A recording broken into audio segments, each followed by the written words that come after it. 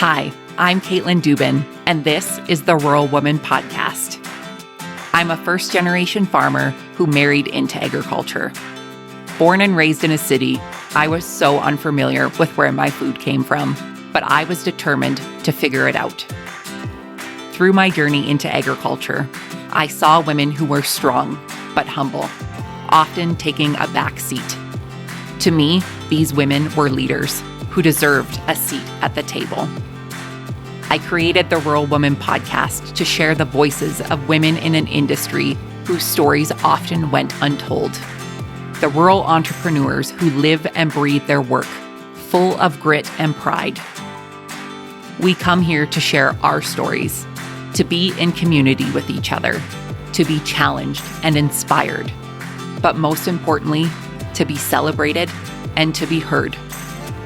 We may not all live, farm, ranch, or homestead the same, but we are all connected.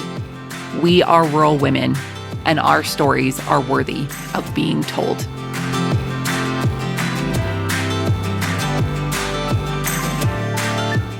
Hey everyone, welcome back to another episode of the Rural Woman Podcast. Today you'll meet Alyssa Allen. Alyssa is first and foremost an animal lover.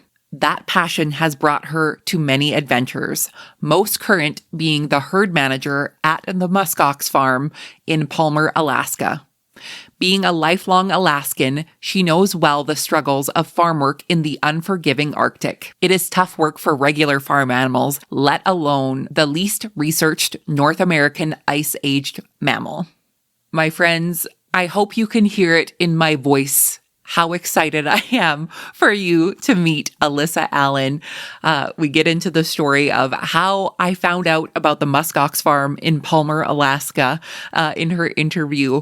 It was a pleasure to learn more about this creature of a muskox, and I am so excited for you to learn along with me all about this really neat animal and all of the amazing work that Alyssa and the team at the Musk Ox Farm are doing to preserve these incredible, neat animals. And I also have a special video for our patrons over on Patreon that I'm going to be sharing of my own muskox sighting, not quite in the wild. So I'm going to be sharing that over on Patreon just as a little bonus. So if you want to see that video as well as all of the extended audio that we have from previous guests, as well as my solo podcast, maybe you can relate. You can head to the link in the show notes and learn more about how you can support the Rural Woman Podcast through Patreon and get special behind the scenes footage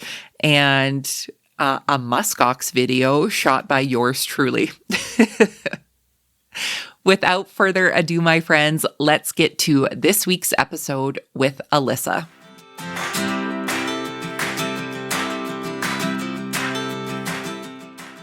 Alyssa, welcome to the Rural Woman Podcast. How are you today? I'm great. How are you? I'm doing so good. Alyssa, I am very excited to chat with you today. And if I can be a dork and just repeat myself of everything I said when we hopped on this call so people can hear how excited I am to talk to you. I had Alyssa and the organization that Alyssa works for on my list of people I wanted to talk to, of rural women I wanted to talk to in this industry, because you have such an interesting job and you live in such an interesting place and you take care of such interesting animals. So I'm very excited to chat with you. I am too. Not to embarrass you before we start or anything. But thank you for saying yes to a complete stranger who reached out and said, "Hey, will you talk on my podcast?" Yeah, it's a first for me. So yeah. I'm here for it though. Good. I'm so happy. So before I keep fangirling too much, Alyssa, for the listeners who are unfamiliar with you, tell us who you are, where you're from, and how you got your start in agriculture. Sure. I am Alyssa. I live in Wasilla, Alaska. I work in Palmer, so they're kind of sister cities right next to each other. So the farm is in Palmer, Alaska, and then Wasilla is just right next door. I grew up here in Wasilla. I left the state for a couple years to go to college in Colorado and got some good experience working with large animals in zoos, and then came right back because this is where I love to be. My whole family lives here. So I really started my career in working towards zookeeping. I really just wanted to work with animals, and it's the young person's dream to work with all of the big cool animals. And I just kind of quickly saw that muskox are really cool. So I fell in love with muskox at the Alaska Zoo. I worked there for 4 years, and I ended up just being wholly obsessed with the muskox. I was working with polar bears and brown bears and black bears and tigers and all of these amazing, cool species that on the outside, a lot of people would be more excited about, the big carnivores. But I really fell in love with the muskox, and I got to a place, the Alaska Zoo is in Anchorage, and I was living in Wasilla, and I had bought a wonderful little homestead of my own with my husband, and we have chickens and turkeys, and kind of starting to not want to drive to Anchorage all the time every day. And so I was just kind of looking for other opportunities. Growing up in Wasilla, I had always been around the Musk Ox Farm. There's a picture of me in first grade here at the Musk Ox Farm along the same pastures that I work now with my whole class. And so I kind of heard about this position, and thought that there was no way that I was qualified or of interest. And I ended up getting the position. And so here we are, where I only started last April. And so I am pretty fresh, but it's kind of a trial by fire situation. There's not a lot of people that run a Musk Ox farm. So it's really any problems that you have, you troubleshoot yourself. And they are the least researched North American animal. And so we are really out here just figuring it out every day. Yeah. Yeah. That's amazing. And I can just hear the voices of the listeners that I know they're so excited to learn everything there is about a muskox. And if they're not, well, buckle up, because we're going to learn everything about a muskox. And I already warned Alyssa, I'm going to ask the silly questions because I myself don't know a lot about muskox, and I can guess that there's a lot of people listening that don't know about them either. So we're going to dive into all of the nerdy things about muskox, but I want to learn more about your position as the herd manager at this farm. And I love that this was a place growing up that you loved going and just participating and seeing these incredible animals. So what is your first memory of this muskox farm? Well, honestly, it would probably have to be when I was in first grade. We would take class field trips out to the muskox farm, and it's always just kind of been here. Like all growing up, it was just, oh yes, there's a neighborhood, and then there's the muskox farm where there's 80 muskox just casually in the middle of Palmer. Yeah, it's good. Tell us more about Palmer, Alaska, and where you're from. There's always the misconceptions of people living in Alaska. Honestly, there's misconceptions of people living in Canada, that we live in igloos with polar bears, but honestly, that would probably be more of a reality for you versus me. Right. Yes. So we're pretty southern in Wasilla and Palmer. We're pretty southern Alaska. Anchorage is the big city, and that's about an hour away. And so in Palmer, Wasilla, it is a very small town, but we do have a Target, and we do have some grocery stores. So we're not living in igloos, but it's certainly, we don't have like the specialty stores that big cities would have.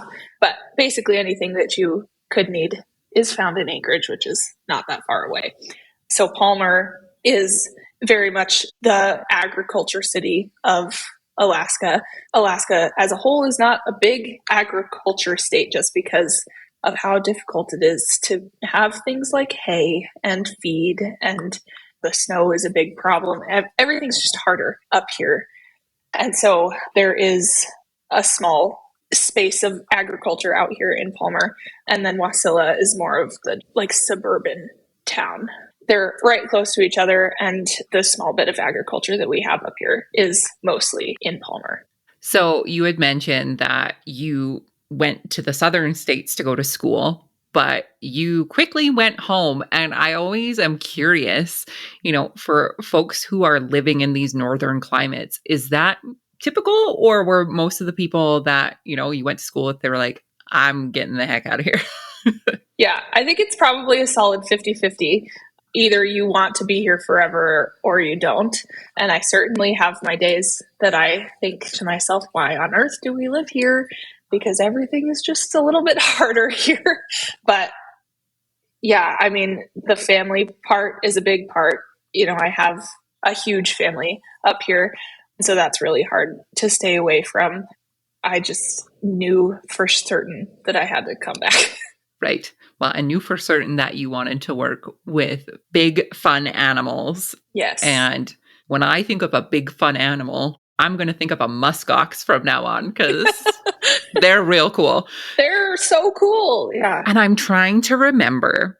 So I was explaining to Alyssa about my fascination with muskox and how I've been following your farm on Instagram forever because these muskox are so cool. And I remember looking into, I'm like, who can I talk to from this farm? Because if the name doesn't really explain it to you, I talked to women in agriculture. And then when I saw that a woman was the herd manager of a muskox farm, all my dreams came true. So how about you tell us about your farm and where you're working? Give us the history. When did it start? All of the stuff. So the Musk Ox Farm has kind of a twisty history. John Teal was a man that just had a serious love for muskox, and he was certain that we needed muskox everywhere. Honestly, I have been working here for, over a year, but I don't have the whole history memorized in my head. Basically, John Teal, he wanted to domesticate the muskox essentially to give as a gift to Native Alaskans as an agricultural product that we could set up muskox farms to be income for Native Alaskans. So that was kind of his fever dream back in the 80s. And so he acquired muskox. We understand that it takes hundreds of thousands of years to domesticate an animal. So we would call our animals habituated. They are born on property and trained and handled in a way that we know is sustainable for their entire lifetime so that we can use them for education to the public and sustainable kivute production. And so kivute is the underhair of the muskox. That is the interesting thing about them. There are lots of interesting things about them, but a lot of people are very interested in their hair. And so they have a double coat. The guard hair stays on them, and I hand comb the underhair out, and it's a very soft and fine fiber. And so that's where we get, the fiber artists that really want to work with the hair. And it's a very specialty thing. Either you get it from us or you're getting it from people that pick it up off of the ground in the area that the wild muskox exist, or you're getting it from hunted animals that you comb it off of their hide after they've been hunted. So it's a very rare fiber because the sourcing is very difficult. But the muskox today exists as a nonprofit for education to the public about the species, about muskox, sustainable kivute production, and we try to be available for species research when we can. And so we are involved in a couple of projects that are contributing to the species as a whole. So that's kind of where we are at in 2024.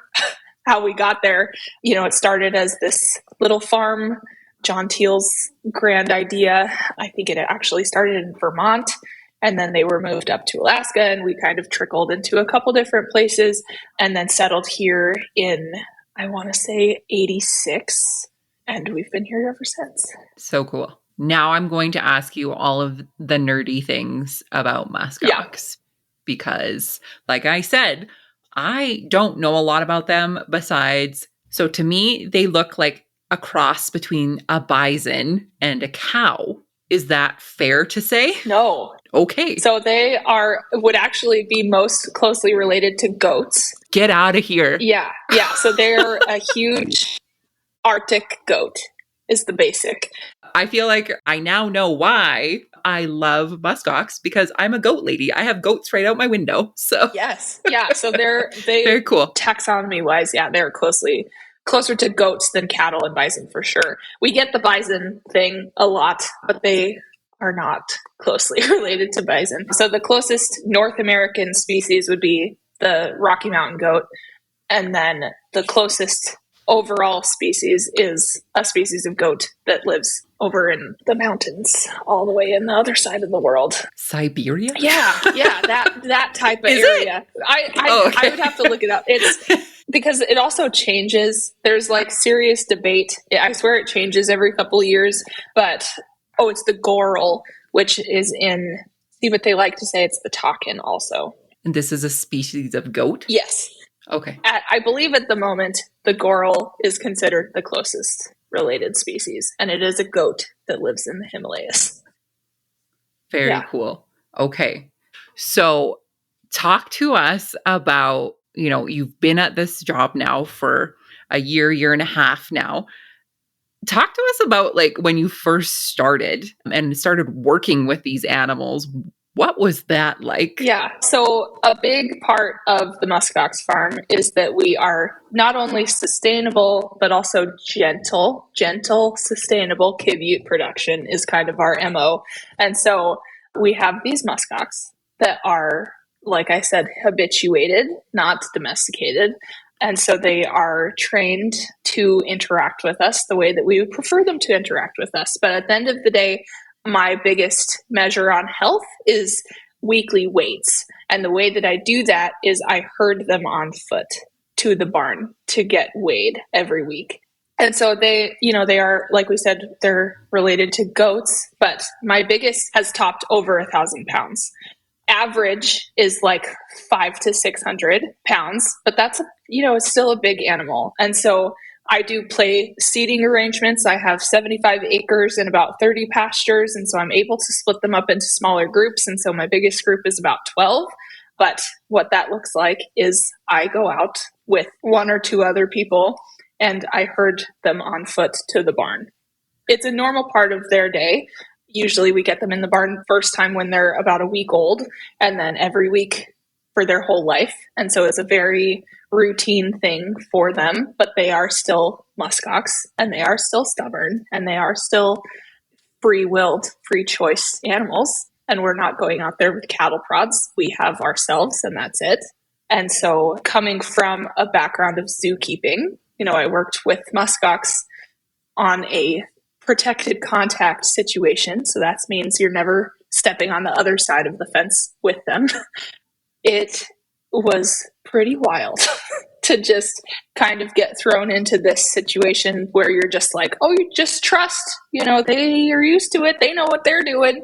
But then, they all have very individual personalities. And so some of them will, bluff charge or do muskox things, normal muskox behavior. And we just accept it. We're not aiming to be rough with them ever. And so it was pretty intimidating at first, but then you just kind of get in the swing of it and they know their job and you know your job and you herd them like you would anything else. Like a normal goat. Like a normal goat. Yeah. Who is many hundreds of pounds less than that muskox. Yes. Yeah. Oh my gosh. So, and like you said, they all I'm sure they all have their type of personalities and temperament. And the more that you work with them, you're going to learn that that's one that you don't mess around with. And then the other one, maybe a little bit nicer of a muskox. The biggest thing is that they are a fiercely herd-minded creature. And so amongst their own group, they have their own hierarchy. And so the biggest thing, they're in no situation other than bulls and rut have I ever had one that's just like out to get me. But it's more like you're working with, that muskox is running towards me because the, top in this group is up there being a jerk. And so you're kind of juggling a herd of animals that has its own hierarchy amongst themselves.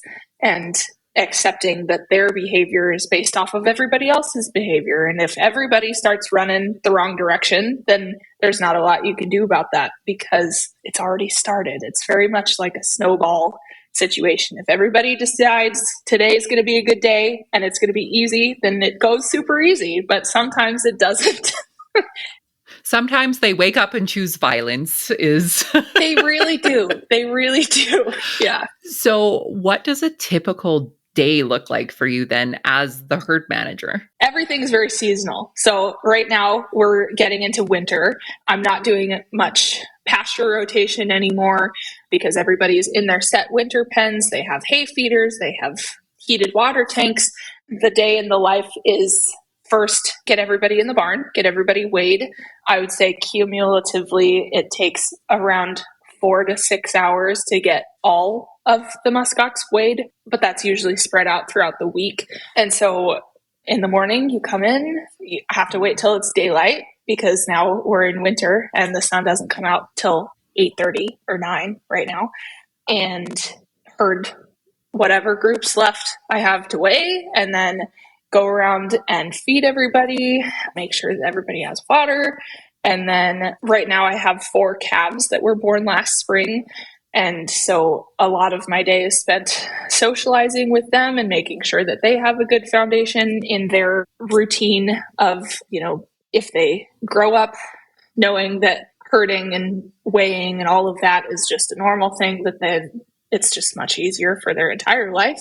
So a lot of my day is spent socializing with them, and then everything is just a project. There is so many miles of fencing on this property, and I think I could spend every day, all day, fixing fence, and I would still be fixing fence at the end of the day. So I'm curious when you're talking about fencing. So on a typical little goat, fencing is basically like a challenge for them of how can I get out of this fencing?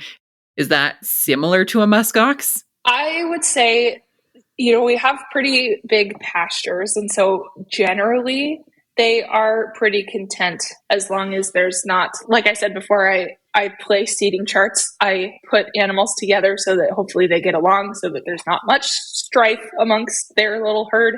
Usually they don't have much pushing them to want to get out the fencing, but their long hair makes them itchy and they're growing hair all the time. And so they're just like, if they're not playing with fence that in turn breaks it, then they're rubbing on it and that breaks it.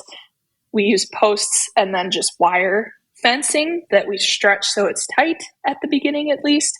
And then they run into it or hit it or rub on it to itch, and everything that they do just breaks it. Yep. I know the feeling. It's a constant problem. Yeah. I've always said if you want good goats, then you have to have good fence, because if you don't have a good fence, you don't have a good goat. So you also need good fence for a muskox. Yes. So. Yeah. Usually if it's like nice and new, they don't generally mess with it. But as soon as it starts making noise, it's fun. And then They play with it. And then Love that. Love that for them, not for you. Right. So you had mentioned, obviously, you're going into the winter season. So they're in their winter pens. They're being fed hay. How long do they typically stay out on pasture for? I mean, they're out on pasture all the time, 24/7. In the summer, I have like 2 or 3 times the amount of pastures that I would need for my groups. And so I'm able to do a really nice rotation to make sure grass is getting eaten down evenly. In the winter, everybody just stays in one pen and I bring them hay out to them. They like the cold. They would like nothing more than it to be snowing and windy and all of the things that we hate, but they are perfectly happy out there. Yeah. Well, it's that double coat, right? It's keeping them more. I have a Bernese mountain dog who would also love it to be winter all of the time because of that double coat.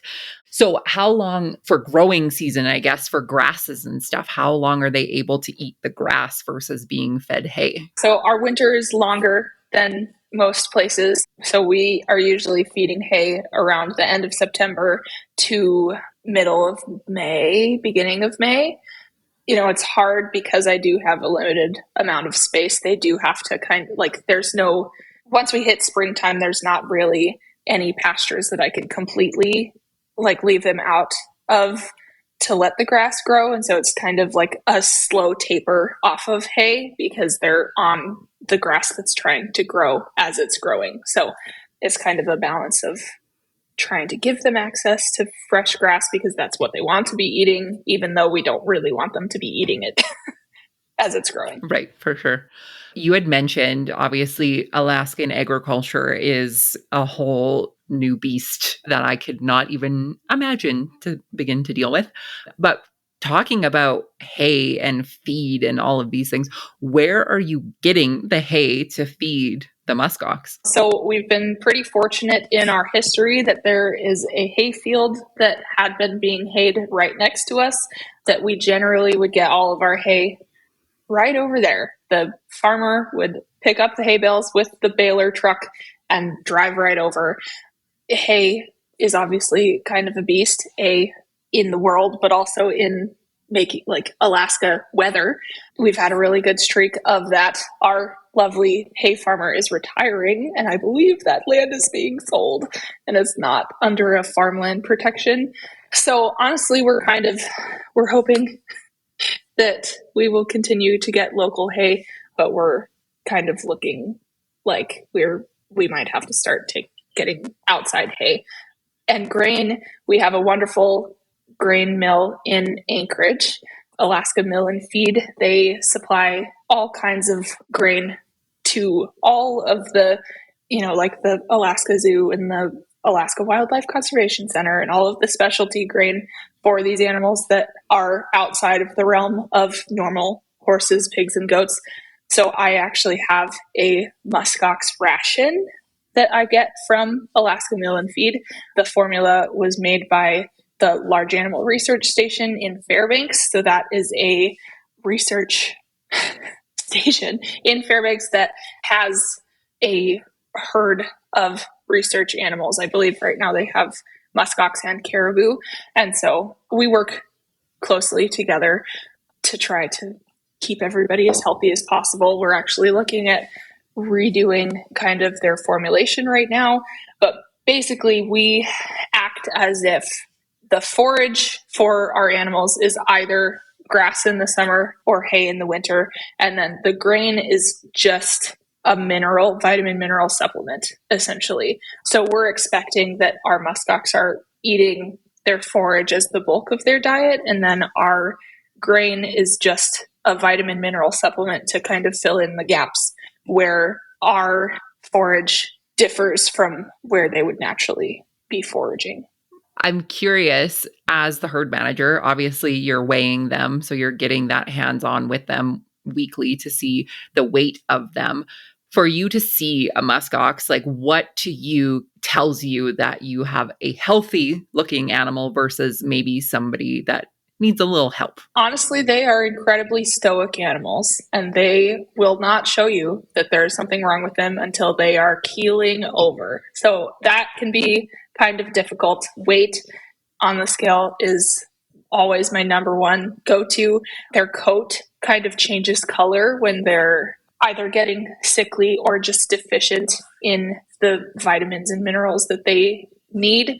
Copper is an incredibly important source for muskox specifically, and you can always kind of tell that they're getting deficient because they're supposed to be a nice, usually dark color. The Canadian muskox usually are dark all over, and the Greenland muskox have kind of just a white freckled face a little bit more, but generally even between Canadian and Greenland, like a nice dark brown color along their sides and down their legs should be what you're hoping for. A nice healthy muskox is going to have a rich dark brown color, and so you can kind of tell when they're not doing as well if their coat lightens in color, or you can almost kind of see it in their hooves that they'll get frail and brittle. But I would say the number one way that I can tell if somebody's not doing well is definitely behavior is a huge thing. They love their mineral pellet. And so the second anybody doesn't want that, it's like, okay, what's happening with you? But then outside of behavior, weight is totally the first indication of health for at least my herd. Okay, I want to talk about baby muskox. First of all, what do they call them? They're calves. They're calves, okay. So what is the gestational period for a muskox? It is 244 days. Depending on who you talk to, there is a man that swears that it is specifically 244 days on the dot. So that puts you at around 8 months.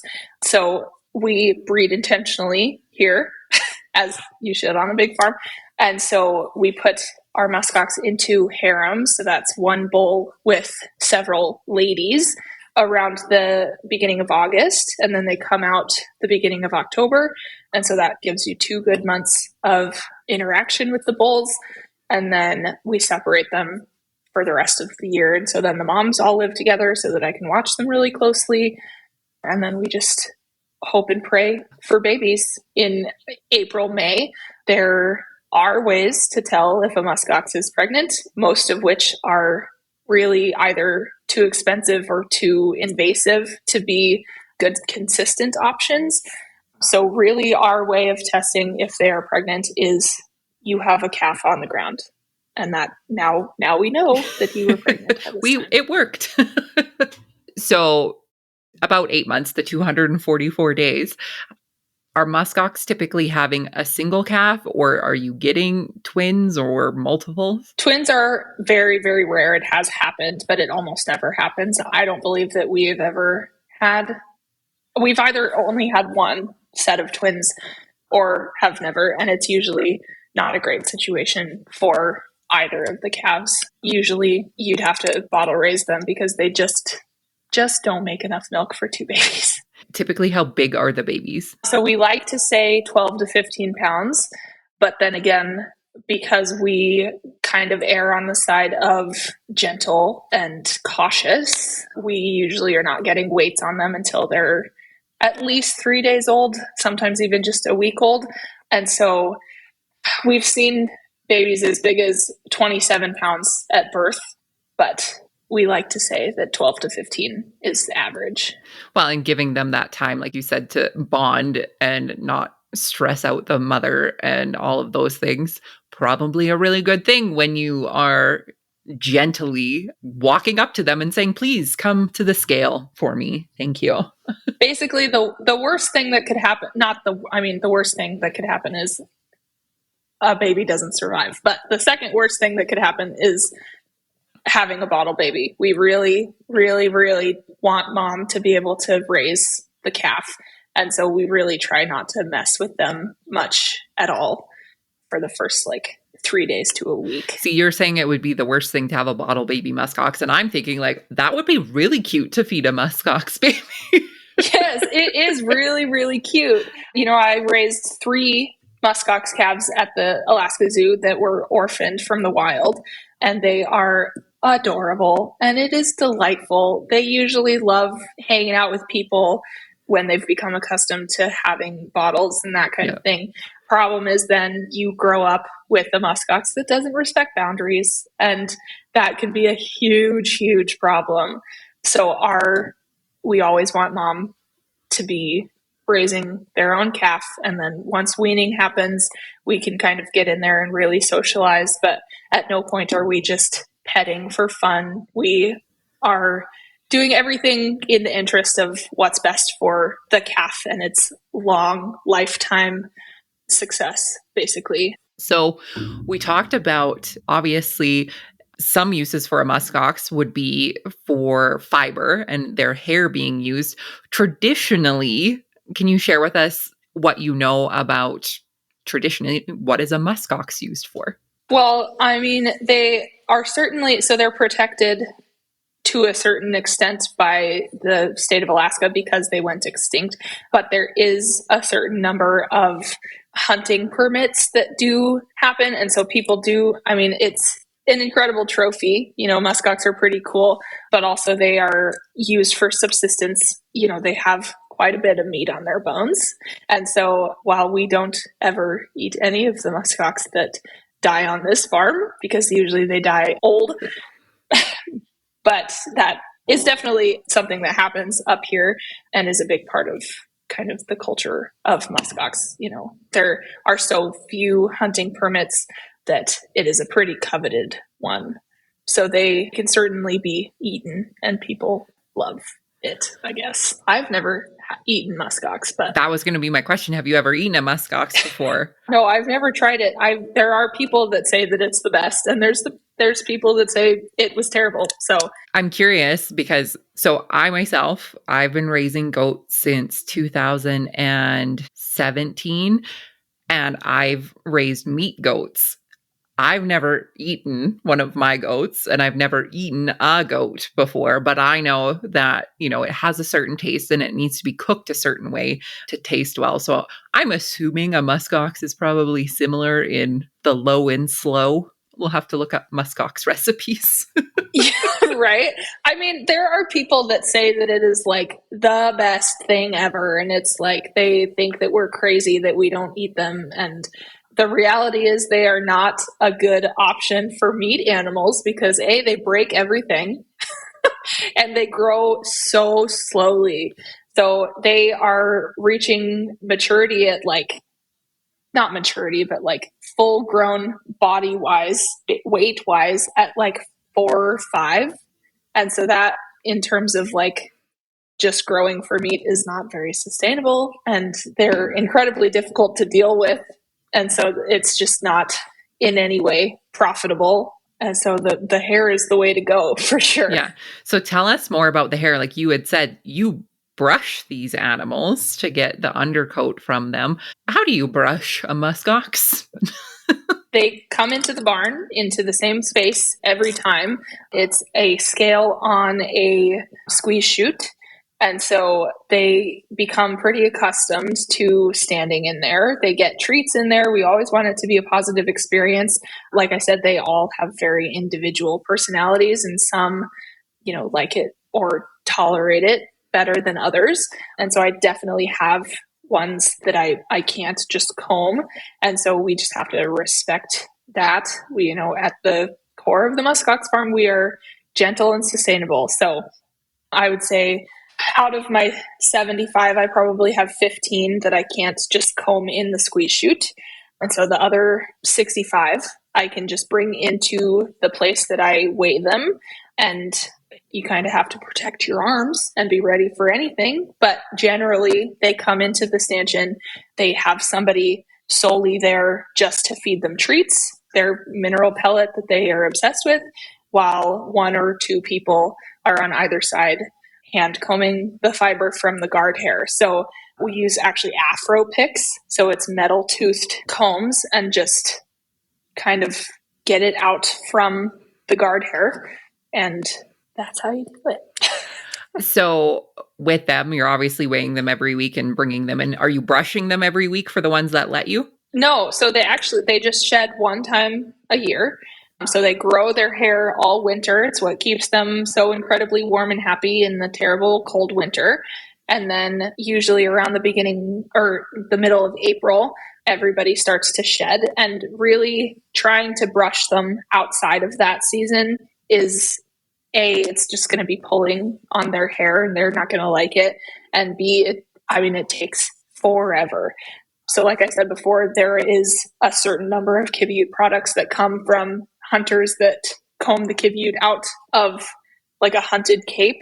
That takes so much time, and it is very difficult to get all of that hair because it's not meant to be leaving yet. So it's kind of like a switch turns and all of a sudden the hair is coming off, and I just have to time it right that I have them in the barn when they're shedding and get it off of them before it hits the ground. So what are you doing? I want to say this right. Is it kibute that you're getting off of them, their hair? It's called kibute? Yes. So we like to say you give a hoot about kibute is the way that we explain it to the hundreds of children that come for their school groups. And they'll never forget that.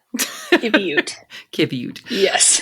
So typically, like you said, that there's a lot of, I guess, crafters or people for fiber art to use it. I noticed on the website you do have some of it for, what is it called? A ball of kiviute? Like a ball of yarn, but it's kiviute? Yeah, so basically we send our raw fiber out to be processed in a huge bunch, usually every 3 years. It goes actually down to Peru, where there is a guy that specializes in special quality fiber. And so basically it gets to him and he does all of the magical things that turns the raw fiber into yarn, dyes some of it, and they do like machine knitting there. And so there are certain garments that we get just like fully produced garments back from him. And then some of it, we have local artists up here that take the raw, undyed yarn and they do magical dyeing and knitting and all of the wonderful things. So we have basically a section of things that are knitted by the guy that processes the fiber, and then specialty items that are, we get the yarn from Peru and then it gets turned into wonderful items by local artists up here. And I'm assuming, well, maybe I shouldn't assume this, is it similar to wool then, like the feeling of it, or what are the differences that you can tell between it? The biggest difference is that kiviute is very, very fine and very soft. So it can be considered similar to wool, but it's more of a lace weight, if that makes sense. So it's a very fine fiber. So they used to like to go around and say that kiviute was 8 times warmer and softer and everything than wool. And so that was kind of the selling point. One of the research projects that we've been a part of has actually debunked that a little bit. So that is no longer true. It's not 8 times. But basically the deal is that it is as warm, if not warmer than wool, but it is very fine and very, very soft. And so it's, it's not going to be good for things like big sweaters and the things that you would think for wool, but more just like very fine, soft garment that is incredibly warm also. Do you have any clothing items or pieces made out of kiviute that you have? I don't actually. That makes me terrible that I'm the Muskox farmer that doesn't have any kiviute. No, it doesn't. That I don't actually own. Yeah.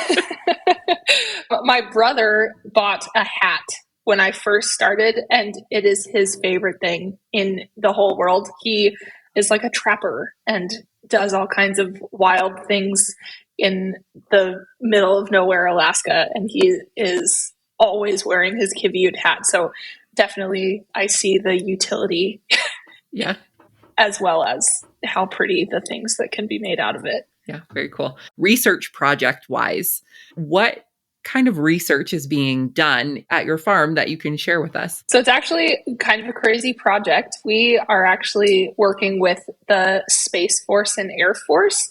The Air Force Research Lab is essentially doing a project researching kiviute as a gear option, not necessarily to make garments for the military out of kiviute, but potentially to make synthetic kiviute because it is so fine. And so we have sent kiviute samples, we've sent guard hair samples, we've sent skin biopsy punches so that they can look at not only the fiber itself, but the follicles. And yeah, they're doing all kinds of really incredible work right now with a lot of the samples that I take and send to them. Yeah. That's so neat. And I'm excited to see what they come up with. Yeah, it's very exciting. Like I said, very little research is done on muskox and very little is known about muskox. And so anything that we are able to learn about them is always really cool. And any way that I can contribute to that is always really exciting. I love that side of this job. We also work with the geneticist at Cornell University that has years and years and years of DNA samples from our muskox that she's doing all kinds of really cool things with. So I love that side of this job for sure. Yeah, very cool. I want to ask you, just a simple question. What do you think is your favorite thing about Muskox and working with them? Oh, man. So many things. Yeah, so many things. Honestly, I think probably I love that I am probably the only person that has a title like this. There's very few places that have muskox, let alone this many of them. It's for sure the largest captive herd. And so I really love that I just wake up every day and I come out and I get to see just a huge array of all of the same species. I worked in more than one zoo, and it was always very exciting to do anything that would benefit the species of whatever animal I was working with, but to have like direct impact on what we've known and what we know about muskox is really exciting to me. So having access to this large of a herd for me is just really cool. And to see like I said, the huge array of personality amongst 75 animals is just, it's huge. When I first started, I remember the previous herd manager would be able to just walk out into whatever, up to whatever pasture and be able to almost pick out face by face from very far away who's who. And I thought that was crazy. I was like, there's 75 of the same species, and you're telling me that you can pick individual faces. But now I'm at that place that I could probably see any one of my muskox from, all the way in the back of the pasture, and I could tell you almost certainly which one is which. And I think that's pretty cool. That's very cool. I have so many of them, and they're all still so individual. Yeah, that's amazing. I love that. Alyssa, it has been an absolute pleasure getting to talk to you all about muskox, and for answering an email to a stranger on the internet saying, hey, will you come talk about muskox with me? Like, you did great. Thanks. Thank you. For the listeners who would like to connect with you and the farm, where can they find more information about the Musk Ox Farm? The muskoxfarm.org. I'm pretty sure it's just the muskoxfarm.org is our home base, and that's everything. We have hundreds and thousands of visitors that come to see us every year, and people always leave knowing a lot more about muskox than they came knowing. And so, yeah, come visit the Musk Ox Farm. It's a great place. We are also all leaving here knowing much more about muskox than we did when we started. So you did great. Yeah. Thank you so much, Alyssa. We'll put those links in the show notes so people can find the organization and connect with you and come and see what these big woolly goats look like. Yeah. Heck yeah. Thank you again so much for sharing your story with us. I appreciate it. Thank you.